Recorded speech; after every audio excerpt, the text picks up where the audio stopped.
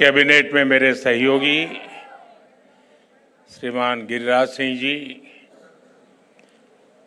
पवित्रा margarita जी, विभिन्न देशों के राजदूत, वरिष्ठ राजनयिक, केंद्र और राज्य सरकार के अधिकारी, फैशन और टेक्सटाइल वर्ल्ड के सभी दिग्गज, एंटरप्रेन्योर्स, छात्र छात्राएं, मेरे बुनकर और कारीगर साथी,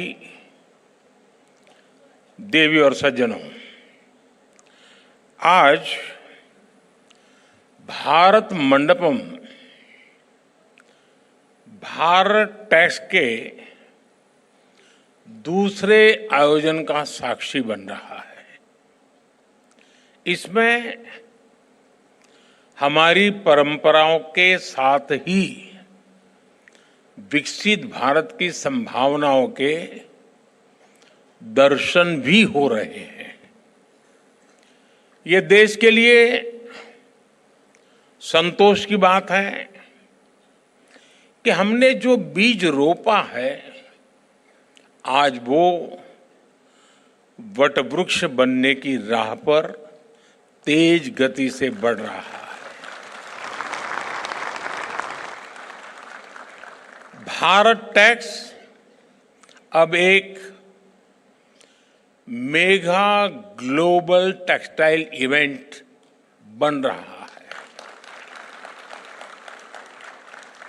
इस बार वैल्यू चेन का पूरा स्पेक्ट्रम, इससे जुड़े 12 समूह एक साथ यहां हिस्सा ले रहे हैं।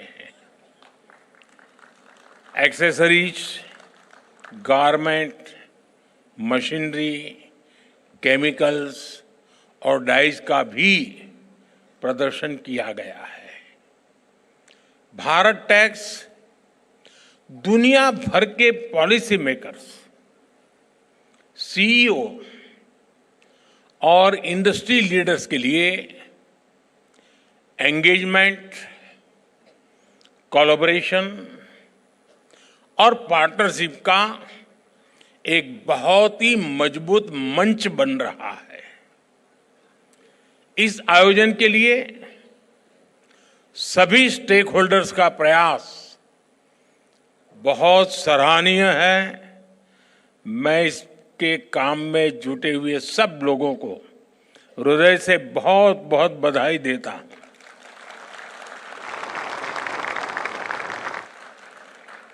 साथियों, आज भारत टैक्स में 120 से ज्यादा देश हिस्सा ले रहे हैं। जैसे गिरिराज जी ने बताया, 126 कंट्रीज, यानी यहां आने वाले हर एंटरप्रेन्योर्स को 120 देशों का एक्सपोजर मिल रहा है।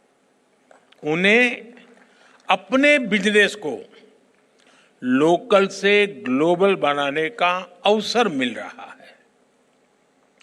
जो एंटरप्रेन्योर्स नए बाजारों की तलाश में हैं, उन्हें यहां विभिन्न देशों की कल्चरल नीड्स की जानकारी मिल रही है।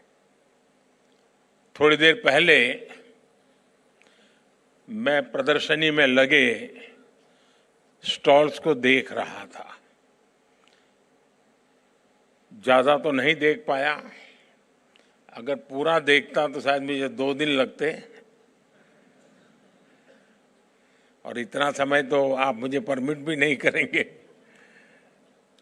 लेकिन जितना समय मैं निकाल सका, इस दौरान मैंने इन स्टॉल्स के कई रिप्रेजेंटेटिव से भी बहुत सारी बातें की, चीजों को समझने का मैंने प्रयास किया। कई साथी बता रहे थे कि पिछले साल भारत टैक्स से जुड़ने के बाद उन्हें बड़े स्केल पर नए बायर्स मिले, उनके बिजनेस का विस्तार हुआ। और मैं तो देख रहा था यानी मधुर कंप्लेन मेरे सामने आई। उन्होंने कहा साहब डिमांड इतनी है कि हम पहुंच नहीं पाते।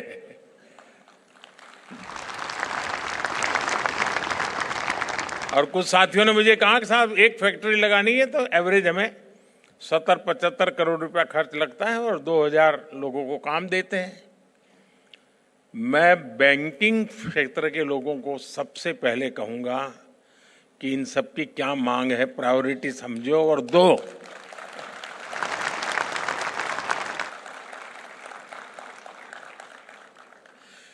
साथियों, इस आयोजन से टेक्सटाइल सेक्टर में इन्वेस्टमेंट्स, एक्सपोर्ट और ओवरऑल ग्रोथ को जबरदस्त बढ़ावा मिल रहा है। साथियों, भारत टैक्स के इस आयोजन में हमारे परिधानों के जरिए भारत की सांस्कृतिक विविधता के भी दर्शन होते हैं। पूरब से पश्चिम, उत्तर से दक्षिण, हमारे यहां कितने तरह के पारंपरिक परिधान हैं।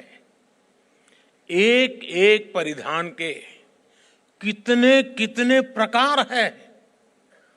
लखनवी चिकन, राजस्थान और गुजरात की बांधनी, गुजरात का पटोला और मेरी काशी का बनारसी सिल्क,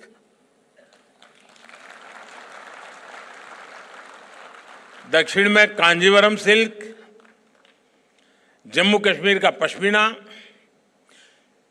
ये सही समय है ऐसे आयोजनों के जरिए हमारी ये विविधता और विशेषता वस्त्र उद्योग के विस्तार का भी माध्यम बने। साथियों, पिछले साल मैंने टेक्सटाइल इंडस्ट्री में फार्म, फाइबर, फैब्रिक, फैशन और फॉरेन, इन 5 एप फैक्टर्स की बात की थी।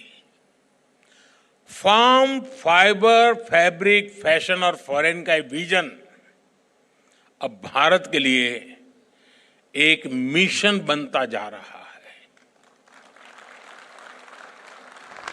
ये मिशन किसान, बुनकर, डिजाइनर और व्यापारी, हर किसी के लिए ग्रोथ के नए रास्ते खोल रहा है।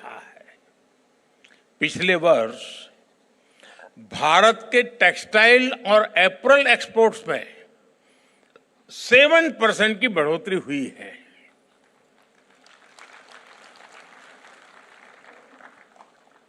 अब आप 7% में ताली बजाओगे तो मेरा होगा क्या?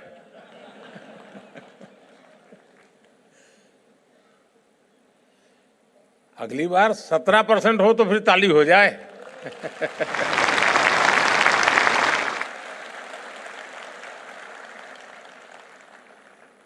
आज हम दुनिया के छठे सबसे बड़े टेक्सटाइल और एपरल्स एक्सपोर्टर है। हमारा टेक्सटाइल निर्यात 3 लाख करोड़ रुपए तक पहुंच चुका है।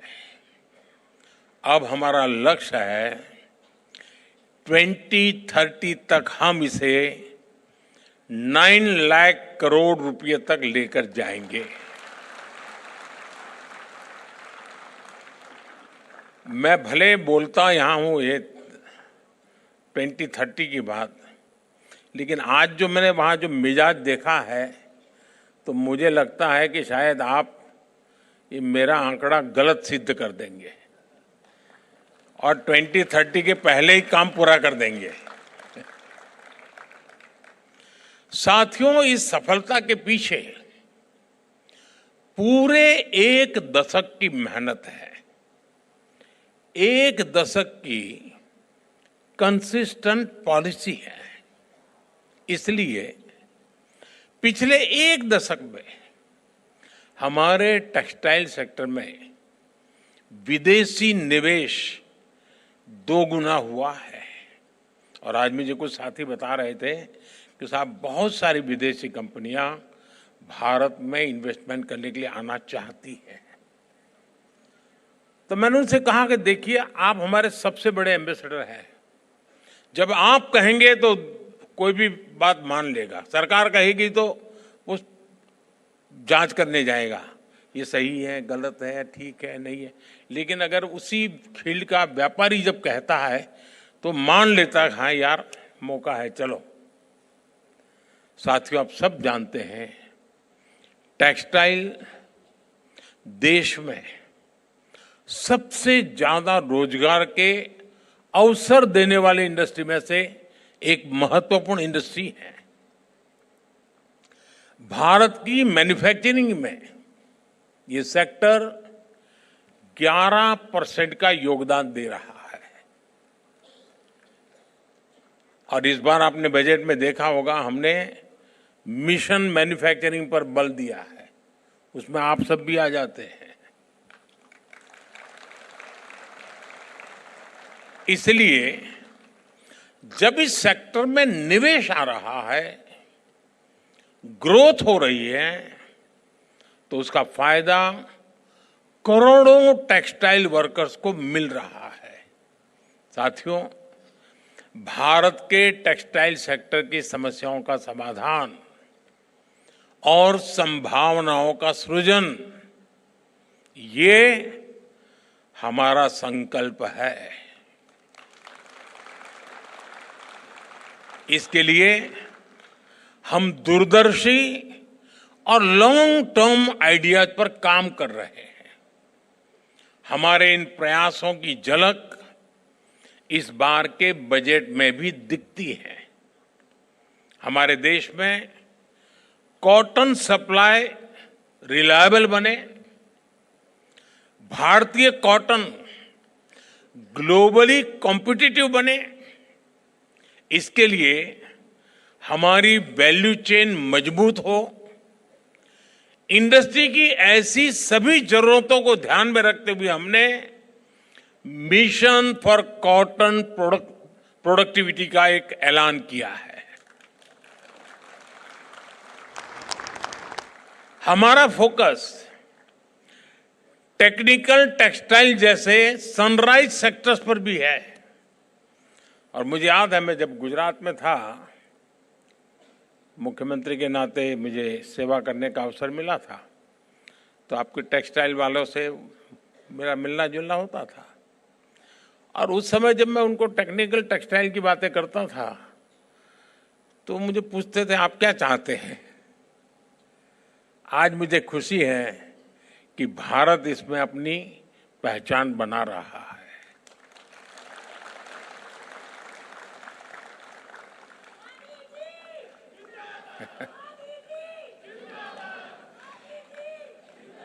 हम स्वदेशी कार्बन फाइबर और उससे बनने उत्पादों को बढ़ावा दे रहे हैं। Bharat high grade carbon fibre बनाने की दिशा में भी आगे बढ़ रहा है। इन प्रयासों के साथ ही टेक्सटाइल सेक्टर के लिए जो नीतिगत फैसले चाहिए, हम वो भी ले रहे हैं। जैसे कि इस साल के बजट में एमएसएमई के क्लासिफिकेशन क्राइटेरिया में बदलाव करके इसका विस्तार किया गया है। साथ ही क्रेडिट अवेलेबिलिटी बढ़ाई गई है। हमारा टेक्सटाइल सेक्टर, जिसमें 80% योगदान हमारे एमएसएमईज का ही है, उसको इसका बहुत बड़ा लाभ मिलने वाला है। साथियों, कोई भी सेक्टर एक्सेल तब करता है जब उसके लिए स्किल्ड वर्कफोर्स उपलब्ध हो। वस्त्र उद्योग में तो सबसे बड़ा रोल ही स्किल्ड यानी हुनर का होता है।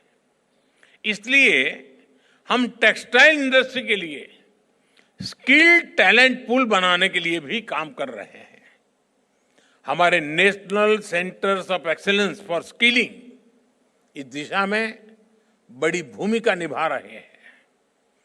वैल्यू चेन के लिए जो स्किल्स चाहिए, उसमें हमें समर्थ योजना से मदद मिल रही है।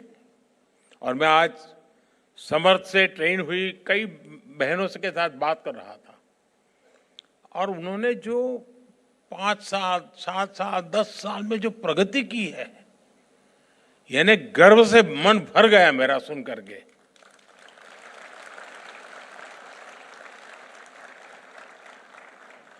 हमारी ये भी कोशिश है कि टेक्नोलॉजी के इस दौर में हैंडलूम की ऑथेंटिसिटी को, हाथ के कौशल को भी उतना ही महत्व मिले। हथकरघा कारीगरों का हुनर दुनिया के बाजारों तक पहुंचे, उनकी क्षमता बढ़े, उन्हें नए अवसर मिले। हम इस दिशा में भी काम कर रहे हैं। पिछले 10 वर्षों में हैंडलूम्स को बढ़ावा देने के लिए 2400 से ज्यादा बड़े मार्केटिंग इवेंट्स का आयोजन किया गया। 2400 से ज्यादा हैंडलूम प्रोडक्ट्स की ऑनलाइन मार्केटिंग को बढ़ावा देने के लिए इंडिया हैंडमेड नाम से ई-कॉमर्स प्लेटफॉर्म भी बनाया गया है। इस पर हजारों हैंडलूम ब्रांड रजिस्टर भी कर चुके हैं। हैंडलूम प्रोडक्ट्स की जीआई टैगिंग, इसका भी बहुत बड़ा लाभ इन ब्रांड्स को हो रहा है। साथियों, पिछले वर्ष भारत टैक्स के आयोजन के दौरान टेक्सटाइल स्टार्टअप ग्रांड चैलेंज को लॉन्च किया गया था। उसमें युवाओं से टेक्सटाइल सेक्टर के लिए इनोवेटिव सस्टेनेबल सॉल्यूशंस मांगे गए थे। इस चैलेंज में देश भर के युवाओं ने बढ़ चढ़ करके हिस्सा लिया। इस चैलेंज के विजेता युवाओं को यहां इनवाइट भी किया गया है। वो यहां हमारे बीच में बैठे भी हैं। आज यहां ऐसे स्टार्टअप्स को भी बुलाया गया है जो इन युवाओं को आगे बढ़ाना चाहेंगे। ऐसे पिच फेस्ट को आईआईटी मद्रास, अटल इनोवेशन मिशन और कई बड़े प्राइवेट टेक्सटाइल ऑर्गेनाइजेशंस का सपोर्ट मिल रहा है। इससे देश में स्टार्टअप कल्चर को बढ़ावा मिलेगा। मैं चाहूंगा हमारे युवा नए टेक्नो टेक्सटाइल स्टार्टअप लेकर आए, नए आइडियाज पर काम करें। एक सुझाव हमारी इंडस्ट्री को भी है। हमारी टेक्सटाइल इंडस्ट्री भी आईआईटी जैसे इंस्टीट्यूट्स के साथ नए टूल्स डेवलप करने के लिए कोलैबोरेट कर सकती है। आजकल हम सोशल मीडिया और ट्रेंड्स में देख रहे हैं, नई पीढ़ी अब आधुनिकता के साथ साथ पारंपरिक परिधानों को भी पसंद कर रही है। इसलिए आज ट्रेडिशन और इनोवेशन के फ्यूजन का महत्व भी काफी बढ़ गया है। हमें ऐसे पारंपरिक परिधानों से इंस्पायर्ड ऐसे प्रोडक्ट्स लॉन्च करने चाहिए जो न केवल भारत में बल्कि पूरी दुनिया में नई पीढ़ी को आकर्षित करें। एक और अहम विषय टेक्नोलॉजी की बढ़ती भूमिका का भी है। नए ट्रेंड डिस्कवर करने में, नए स्टाइल्स क्रिएट करने में अब एआई जैसी टेक्नोलॉजी की भूमिका लगातार बढ़ती जा रही है। अभी जब मैं निफ्ट के स्टॉल पर गया था, वो मुझे बता रहे थे कि हम एआई के माध्यम से 2026 का ट्रेंड क्या होगा, हम उसको अब प्रमोट कर रहे हैं।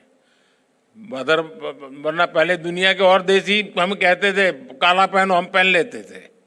अब हम दुनिया को कहेंगे क्या पहनना है।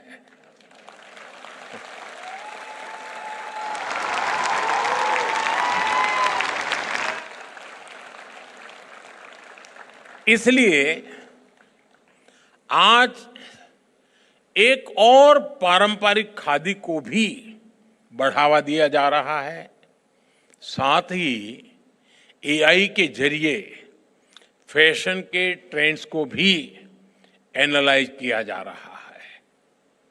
मुझे याद है, मैं जब नया नया मुख्यमंत्री बना था तो गांधी जयंती पर, शायद 2003 होगा, मैंने पोरबंदर में, गांधी जी का जहां जन्म स्थान है, वहां फैशन शो ऑर्गेनाइज किया था, और खादी का फैशन शो, और निफ्ट के स्टूडेंट्स और हमारे यहाँ एनआईडी के स्टूडेंट्स मिलकर के उस काम को आगे बढ़ाया था। और वैष्णव भजन तो तेनेरे कहिए, वो बैकग्राउंड म्यूजिक के साथ वो फैशन शो हुआ था। और उस समय विनोबा जी के कुछ अनन्य साथी जो थे, उनको मैंने इनवाइट किया था, तो मेरे साथ बैठे थे, क्योंकि फैशन शो भर के शब्द ऐसे हैं कि पुरानी पीढ़ी के लोगों को जरा कान खड़े हो जाते हैं कि ये क्या सब तूफान चल रहा है। लेकिन मैंने उनसे बड़ा आग्रह किया, उनको मैंने बुलाया, वो आए, और बाद में उन्होंने मुझे कहा कि खादी को अगर हमें पॉपुलर करना है तो यही रास्ता है। और मैं बताता हूं, आज खादी जिस प्रकार से प्रगति कर रही है और दुनिया के लोगों का आकर्षण का कारण बन रही है, हमने इसको और बढ़ावा देना चाहिए। और पहले जब आजादी का आंदोलन चला तब खादी फॉर नेशन था, अब खादी फॉर फैशन होना चाहिए।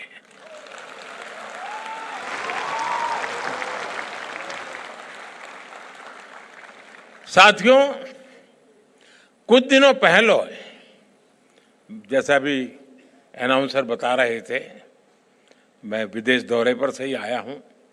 मैं पेरिस में था, और पेरिस तो फैशन कैपिटल के ऑफ वर्ल्ड कहा जाता है। इस यात्रा के दौरान विभिन्न मुद्दों पर दोनों देशों के बीच अहम साझेदारी हुई।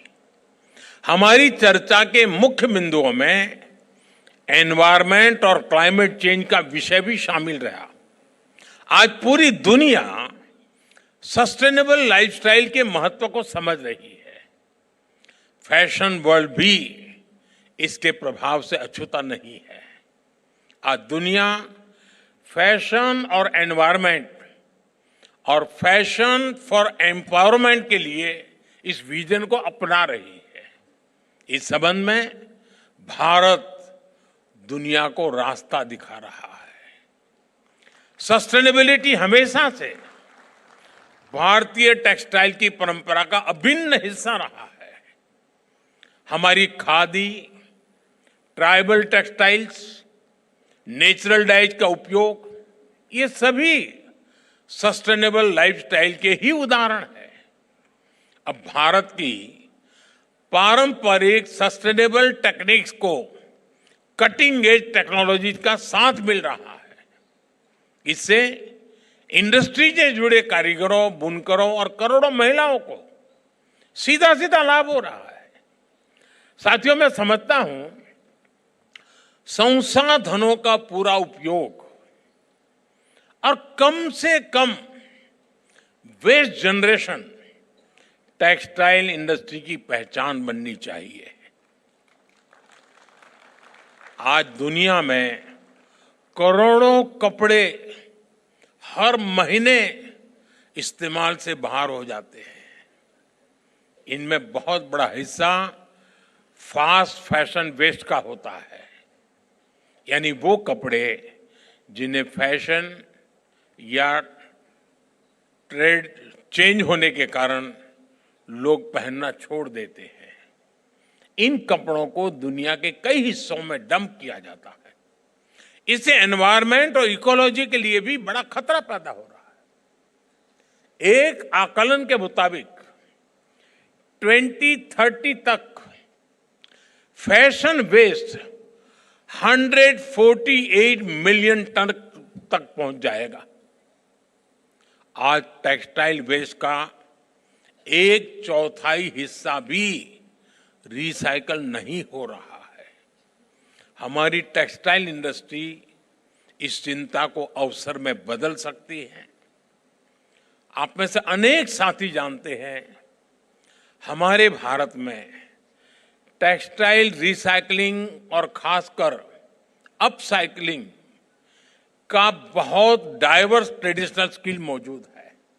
जैसे कि हमारे यहाँ पुराने या बचे हुए कपड़ों से दरिया बनाई जाती है। बुनकर लोग और यहाँ तक कि घर की महिलाएं भी ऐसे कपड़ों से कितने तरह के मैट्स, रग्स और कवरिंग बनाती हैं। महाराष्ट्र में पुराने और यहाँ तक कि फटे कपड़ों तक से अच्छे अच्छे गोदड़ी बनाए जाते हैं। हम इन पारंपरिक आर्ट्स में नए इनोवेशन करके इन्हें ग्लोबल मार्केट तक पहुंचा सकते हैं। टेक्सटाइल मिनिस्ट्री ने अपसाइक्लिंग को प्रमोट करने के लिए standing conference of public enterprise और ई मार्केट प्लेस के साथ एमओयू भी साइन किया है। देश के कई अपसाइक्लर्स ने इसमें रजिस्टर भी किया है। नवी मुंबई और बेंगलुरु जैसे शहरों में टेक्सटाइल वेस्ट के डोर टू डोर कलेक्शन के लिए पायलट प्रोजेक्ट भी चलाए जा रहे हैं। मैं चाहूंगा हमारे स्टार्टअप्स इन प्रयासों से जुड़े, इन अवसरों को एक्सप्लोर करें और अर्ली स्टेप लेकर इतने बड़े ग्लोबल मार्केट में लीड लें। अगले कुछ वर्षों में भारत की टेक्सटाइल रिसाइकलिंग मार्केट $400 मिलियन तक पहुंचने की संभावना है, जबकि ग्लोबल रिसाइकल टेक्सटाइल मार्केट करीब $7.5 बिलियन तक पहुंचने का अनुमान है। अगर हम सही दिशा में आगे बढ़ें तो भारत इसमें और बड़ा शेयर हासिल कर सकता है।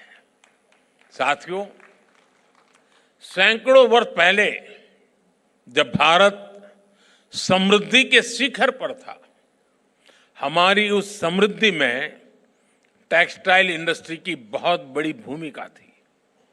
आज जब हम विकसित भारत का संकल्प लेकर आगे बढ़ रहे हैं तो एक बार फिर टेक्सटाइल सेक्टर का इसमें बहुत बड़ा योगदान होने वाला है। भारत टैक्स जैसे आयोजन इस सेक्टर में भारत की स्थिति को मजबूत बना रहे हैं। मुझे विश्वास है ये आयोजन इसी तरह हर वर्ष सफलता के नए कीर्तिमान गढ़ेगा, नई ऊंचाइयों को छुएगा। मैं एक बार फिर इस आयोजन के लिए आप सभी को बहुत बहुत बधाई देता हूं। बहुत बहुत धन्यवाद। नमस्कार।